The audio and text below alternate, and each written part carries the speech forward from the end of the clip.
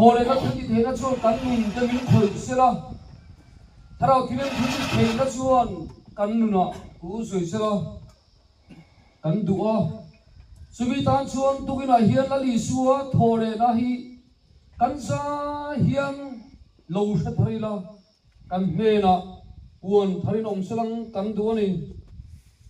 chú vong nó thì nó baptisma cắn chân in anh nè nọ hùng về cắn ôm Paro pulei mithi zinga ta Krista akai thong khan keini po nun na tharin kanom theinan athina chuan zomin kan oma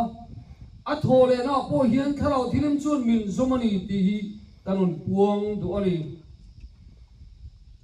he thole na hi lali suwa Krista thudi theina a thole na hian missing lui thì na mẹ ôm nó thế thà nào nu na cái thua căn ôm nó thế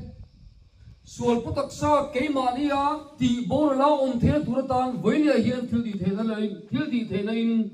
cần nên là lâu thêm rõ xe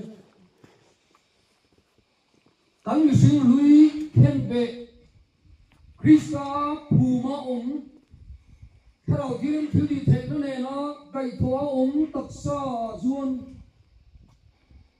lấy số Krista cái thua cần gì à tụi nó cần hun man mét cần công số mét hiền đi xa xuống thiếu gì thế này na min ốp bể na hiền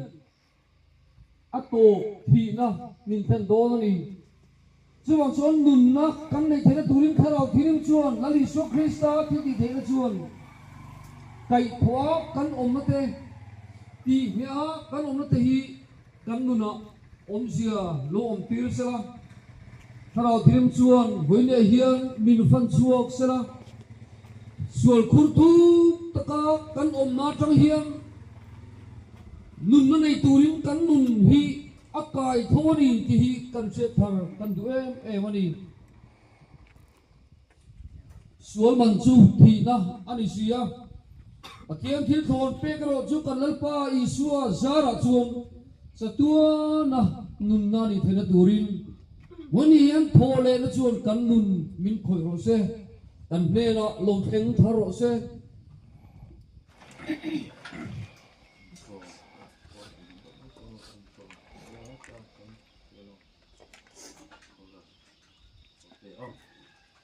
One, two, three, four.